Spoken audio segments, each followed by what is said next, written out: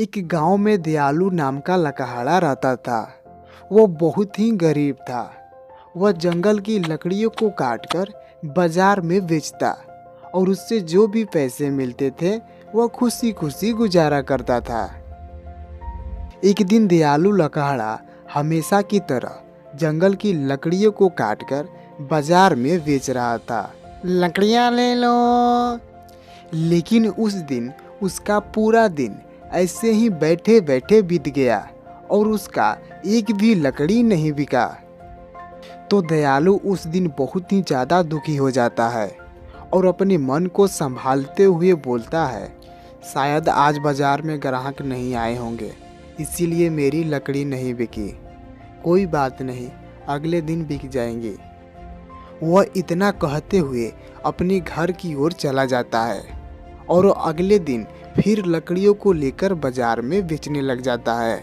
लकड़ियाँ ले लो, सूखी सूखी लकड़ियाँ ले लो। लेकिन उस दिन भी पूरा समय ऐसे ही बीत जाता है और एक भी लकड़ी नहीं बिक पाती है।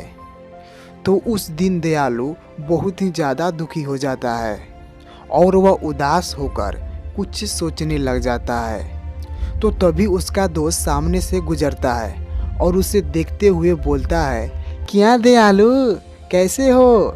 सब बढ़िया है ना? और इतना मुंह लटका कर क्यों बैठे हो? और ये अभी भी तुम लकड़ियों का ही व्यापार कर रहे हो क्या? कौन पागल तुम्हारी लकड़ियों को लेगा? आजकल के लोग अब गैस सिलेंडर से खाना बनाते हैं, तो तुम्हारी लकड़ियों को कौन लेगा? जाओ जाओ, कोई दूसरा धंधा करो, इन लकड़ियों को कोई नहीं पूछने वाला। जाओ जाओ, धंधा कोई चेंज करो। पागल कहीं का, अभी भी लकड़ियाँ बेच रहा है, गैस का ज़माना आ गया है। दयालु अपनी दोस्त की बात सुनकर और भी ज़्यादा दुखी हो जाता है और दयालु मन ही मन रोने लग जाता है और रोते रोते पूरी रात हो जाती है और पूरी बाजार में सन्नाटा छा जाता है। और फिर भी दयालु रोना नहीं छोड़ता है और भी ज़्यादा जोर जोर से रोने लग जाता है।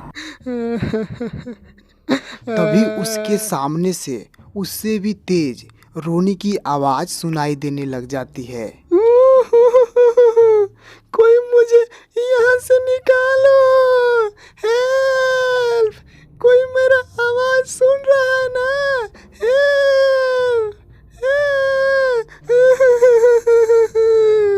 रोने की आवाज़ सुनकर दयालु चुप हो जाता है और देखता है कि ये आवाज़ तो कुएं से आ रही होती है।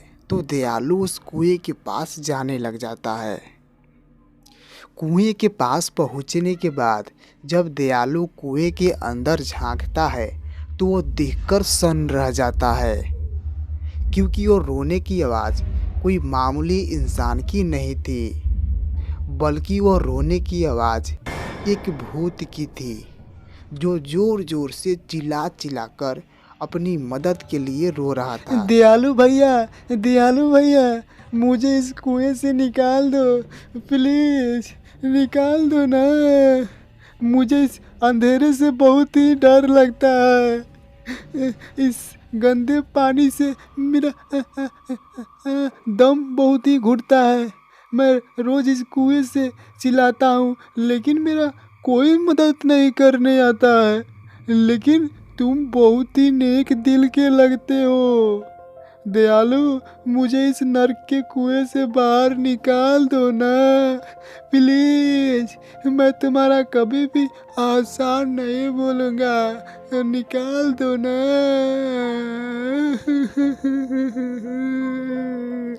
दयालु को उस भूत की बात सुनकर दया आ जाती है और वह दयालु भूत से बोलता है, ठीक है भूत भाई, मैं अभी तुम्हें निकाल देता हूँ। तो दयालु इधर उधर दिखने लग जाता है।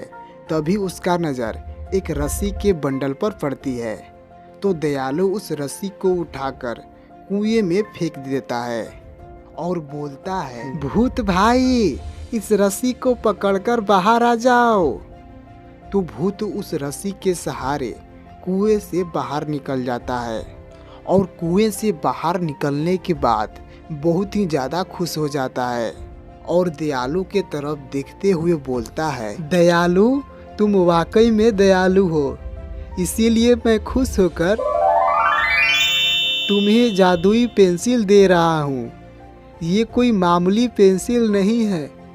तुम इस पेंसिल से जो भी चित्र बनाओगे वो हकीकत में बदल जाएगी। इस पेंसिल से तुम अपने सभी ज़रूरतों को पूरा कर सकते हो। ये लो। दयालु उस पेंसिल को देखकर बहुत ही ज़्यादा खुश हो जाता है और दयालु भूत से बोलता है, धन्यवाद भूत भाई। दयालु का इतने बोलते ही भूत वहाँ से तुरंत ही गायब हो जाता है और भूत के तुरंत गायब होने के बाद दयालु उस जादुई पेंसिल को अपने घर लेके चला जाता है और वह जादुई पेंसिल से वो बहुत ही ज़्यादा धनवान बन जाता है और वह खुशी खुशी अपना जीवन व्यतीत करने लगता है।